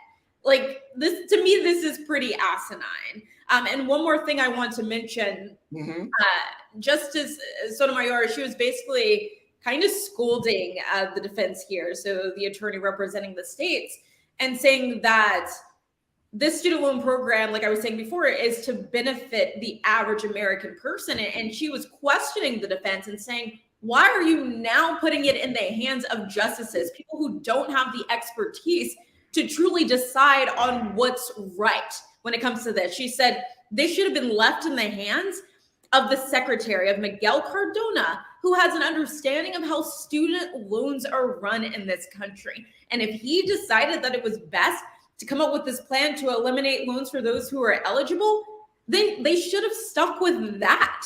And honestly, I have to agree with her. Now we have this case in the hands of 9 justices, 6 of whom may not be for this because they are conservative and they're the majority. And they could essentially rule that Biden's program not prevail. And I think that would be a disadvantage to millions of Americans in this country. So a couple of questions, and I'm glad that you brought this report to us, Ashley. A couple of questions I have is, one is, where does Judge John Roberts stand? Because I know that even though he's a conservative judge, he's one that's kind of serving as the leader of the court, the justices, but at the same time, on some decisions, he's a little bit more liberal than conservative. So what did he have to say during these oral arguments? Yeah, that's right. He is the Chief Justice.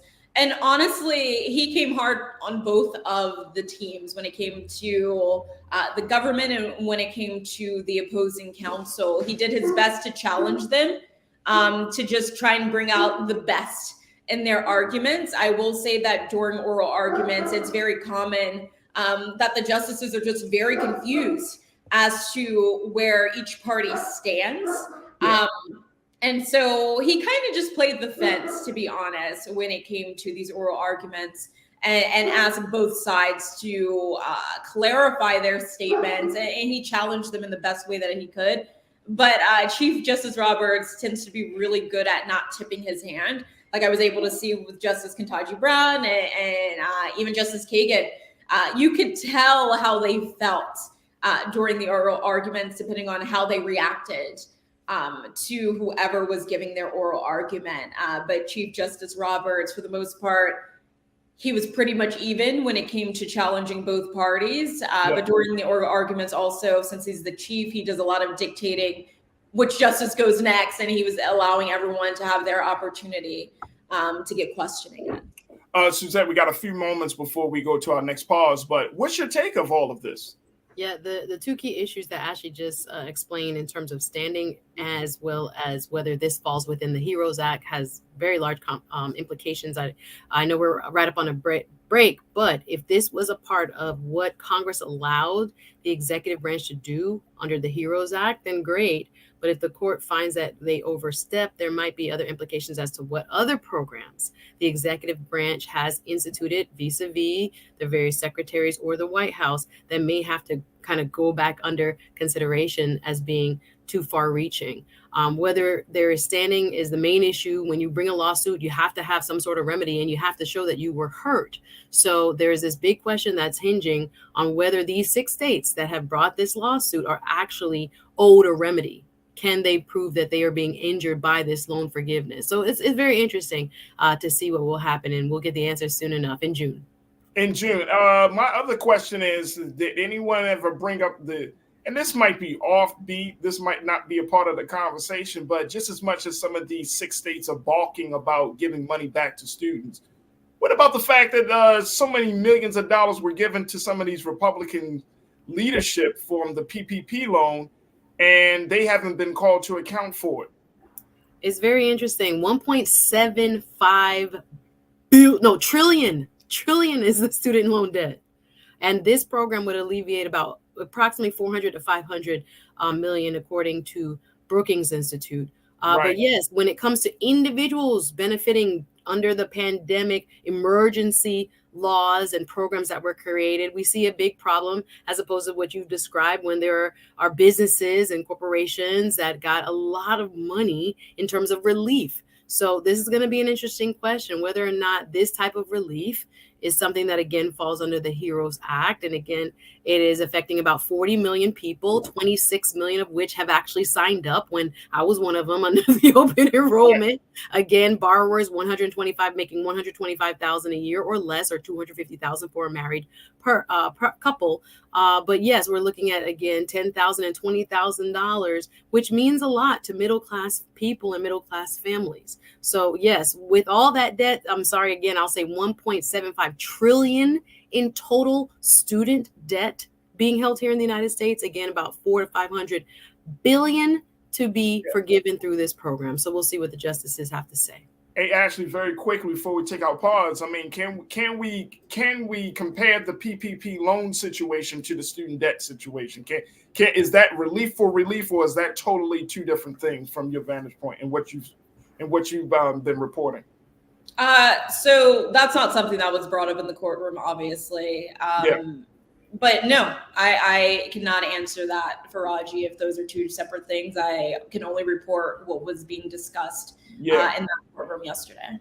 Yeah, absolutely. Absolutely. All right, we got to take a quick pause. When we come forward, we'll continue the conversation with Ashley Banks, Capitol Hill correspondent for the GRIO, Suzette Speaks, who our TV host and attorney, and of course with you, as we're talking about this case that has gone before the Supreme Court around student loan debt cancellation. What's your take? Crew, let me know what your thoughts are as the oral arguments, the opening arguments have been given in this case that we may not hear from until June, spring or summertime of this year. What's your take? Stay with us. The conversation continues on the other side here on The Culture on the Black Star Network.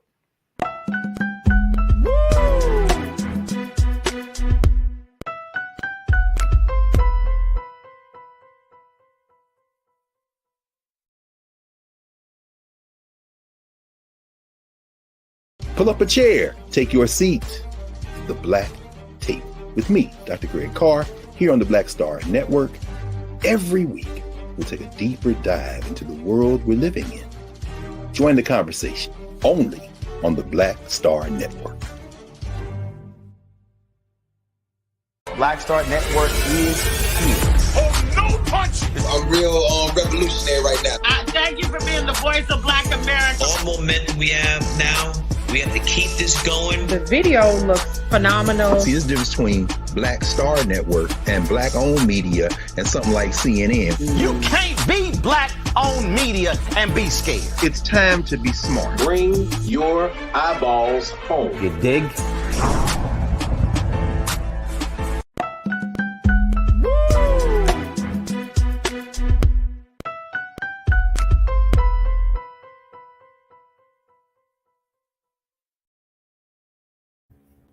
All right, folks, welcome back to the show. We've been talking about the student loan debt cancellation case that is now before the Supreme Court, getting an update on where we are as the case is just getting started. And Ashley Banks, the Capitol Hill correspondent for the Grio, broke it down for us nicely as to what those opening arguments entailed.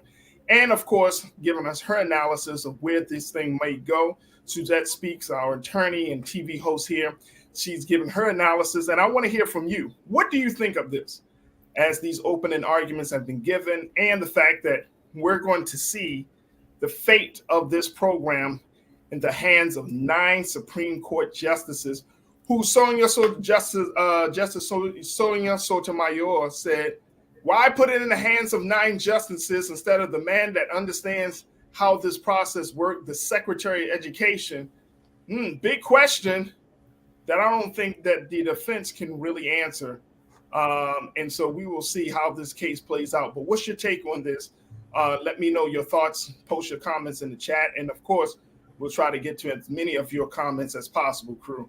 Let's go to Brian Christian. Brian checked in and said the conservative SCOTUS judges are hypocrites to themselves. Some of them had to deal with student loan debts. Yeah, that's the pushback I get, Ashley, that I don't understand, to Brian's point. I don't understand, why this is such a problem. Is it based just simply because of the economics of how states are trying to figure this thing out? Or is it just in terms of principle, Republicans are feeling like, you know what, the Biden administration is quote unquote overreaching its power to the point where it's trying to intervene in people's affairs. Y'all trying to give these students breaks.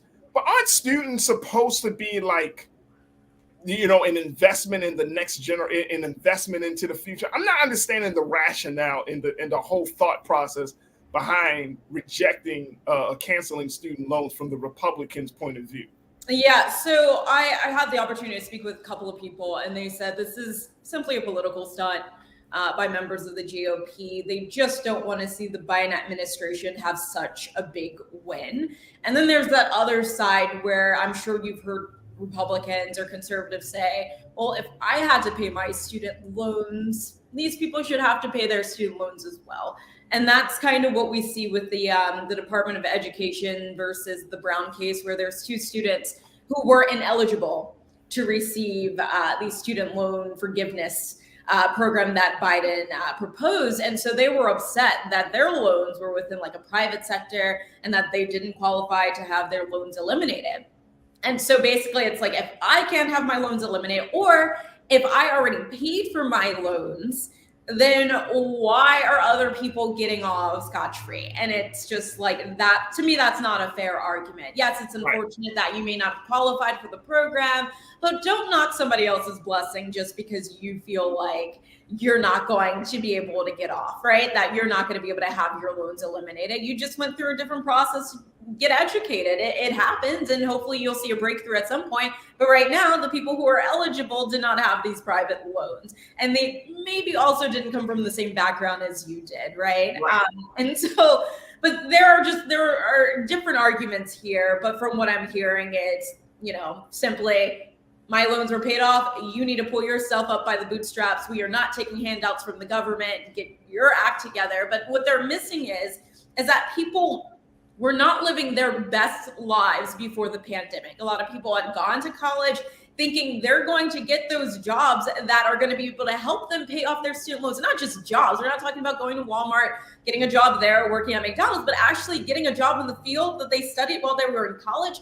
And that didn't happen for a lot of people. And then the pandemic hits, people get sick, they lose family members, they lose their jobs, and now they really can't afford to pay those loans. And so the government saw that and decided, hey, I know we can't eliminate all of your loans, but at least let us try to help relieve the stress that you may be under due to financial hardship. And so it's just a pity that we have some Republicans who just don't want to see that happen. As the great DJ Khaled said, they don't want to see us win. Not the DJ Khaled. Right. All right. Here's my other question. Though. What about the point? And I've heard this one from folks, Ashley and Suzette. Ashley, I want to get your take on this first. But what about the conversation about schools being too high, the tuition and cost of schools being so high, and that there should be a review, or there should be some level of like a cap for certain schools, because the loans wouldn't be so high, the loans wouldn't be such a problem if the cost of education wasn't as high as it is. Was that brought up in the conversation? It wasn't. I think it should have been brought up in the conversation, but also if it were brought up, it kind of would be a moot point, because that's not the point of this, the oral arguments, right? They're there to argue that the Biden administration's plan is legit, and the defense is saying we're going to suffer financial harm. So that's not the place for that conversation. But I believe the conversation needs to be had. For years, we've had activists saying that we need a universal system. There's universal healthcare in other countries, making sure that students go to college for free. Like you said earlier, the next generation is investing in their education so that they can progress and really be, contributing members of society. And if people have to put out hundreds of thousands of dollars just to go to school, some people just can't afford that, and they're not going. But then the conversation would have to deal with the public sector and the private sector. Obviously, the private schools can do whatever they want to do. But when it comes to public schooling, public colleges, I believe that there should be a cap. I believe that, obviously as inflation is rising, the cost of living is rising, the cost of schooling is rising. But I really do think it's unfair, because other people's salaries aren't rising, right? With inflation and the cost of living increasing. But I think that is a discussion that needs to be had. But we live in a capitalist society. And so honestly, it's a big moneymaker for states. That's sad. And just people's salaries who work at these universities. That's sad. I don't want to hear that. Yeah. Actually, you don't need to hear that. That's sad. Suzette, what's your take on that? Schools and tuition costs being too damn high. Well, there's truth to it. I mean, there are people that have argued for quite some time now that the cost of education is just out of control. And of course, there are bidding wars, there are pricing wars in terms of the perception of how valuable a specific institution is. People wouldn't want, some universities argue, a cheap sounding or cheap costing university. There's that kind of, marketing that goes along with your sticker price. But this is something that needs to come up in terms of Congress. So if this is something that I think the American people want to see, then it becomes a question as to, lobbying your congressional leaders so that they start to, work on legislation and get something passed with this regard. But it would be very difficult, I think, in its kind of free market kind of politics and in our system. People can set whatever price they want to. But if there's something with regard to public education that can be done, it would have to be either state legislatures or our U.S. Congress. Absolutely. Jump in real quick for Farajii. Go ahead. Suzette is saying here, it's up to Congress for sure. And we saw a couple years back where Bernie Sanders, he proposed a bill for free college and the cancellation of student debt, but he received a lot of backlash, people just calling him an extreme liberal who just doesn't understand how the economy works. But there are quite a few people that are in Congress who do want to see colleges free of charge for American citizens and for every American borrower to not be in debt. Damn, man! If Bernie Sanders was president, let me go to a couple of the crew remarks. Instructor Joe, you said the cost of education is increasing, but the quality of education is not, and the value of that education is steadily depreciating.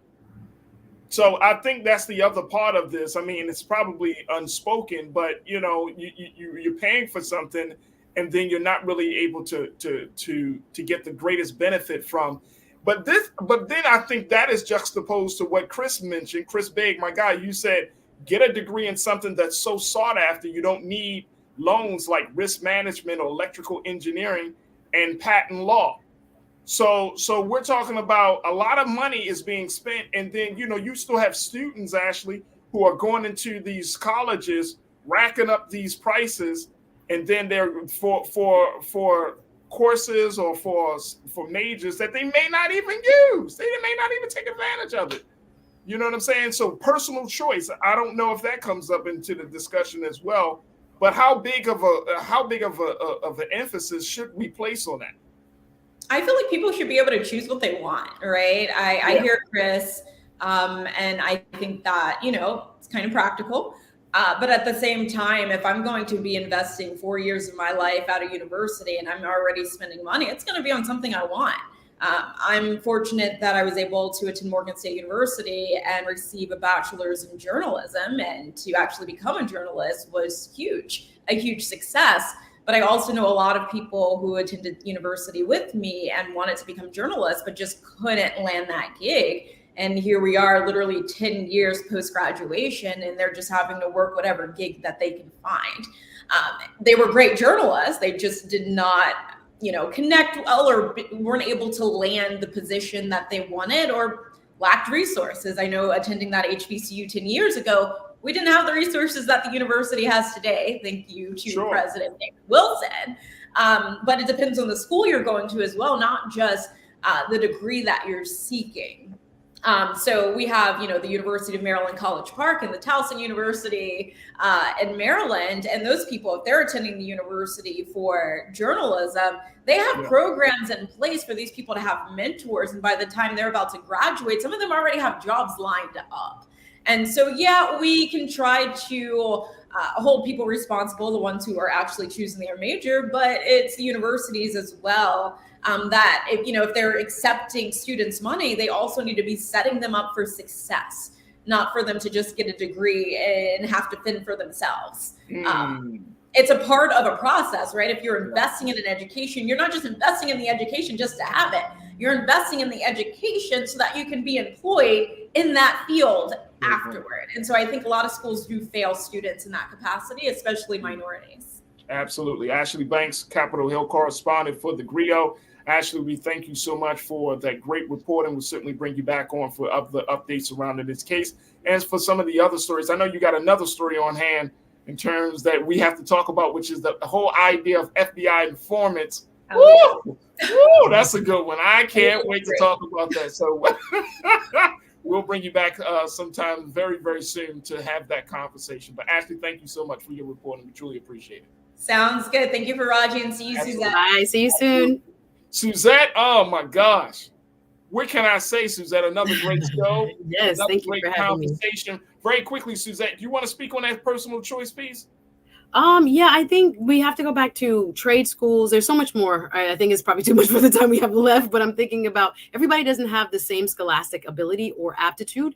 And so I think we do need liberal arts educations for a variety of reasons, because if I'm looking at the numbers in terms of the MBAs we're cranking out and the amount of people that get laid off and kind of the numbers in the book being more important than the people. I think you need humanities. I think you need liberal arts. I think, some of that education is very important, but I do think sometimes people who need the economic boost don't have the luxury of being able to take some of those. But we need social workers. We need people who do mental health. We need all kinds of folks have value in this society. Everybody cannot necessarily be, trained in a highly technical area. That's why I like to say you got to go back to the basics. Not everybody's even going to go to college. So let's give them options before they even get there and start taking on this debt. Because there are a lot of trained people that make good money and can sustain themselves and a family. So there's so much more I want to say, but I know we're out of time. Out of time. Suzette Speaks, my sister. Make sure y'all check her out. Suzette Speaks on her YouTube channel. Subscribe to Suzette. Yes. Continue to show support for her as we celebrate Women's History Month, especially, and celebrating women who tell their story. Suzette, thank you so much, sis. God willing, we'll connect with you next week. Yes, can't wait. See everybody soon. Take care of yourself. Thanks for watching. Thank you. All right, folks, that's going to do it for us. I thank each and every one of you, my culture crew, for being a part of the conversation. Thank you, thank you, thank you. Thank you to my team, King Keenan, my man Joel, and of course, my control room. Thank you, thank you, thank you. Folks, stay tuned. Up next is Roland Martin Unfiltered. Make sure you do your part. to support us here at Black Star Network. Go to the website, Black Star Network, download the app, and follow us on all social media platforms. And, of course, support us financially and share the content. And follow me, yours truly, at The Real Farajii on Instagram and Farajii on Twitter. And let's continue to build the community. As always, never be afraid to challenge what's wrong. Stand for what's right while being yourself in the process. God willing, we'll talk tomorrow for another exciting edition of The Culture right here on the Black Star Network. Peace.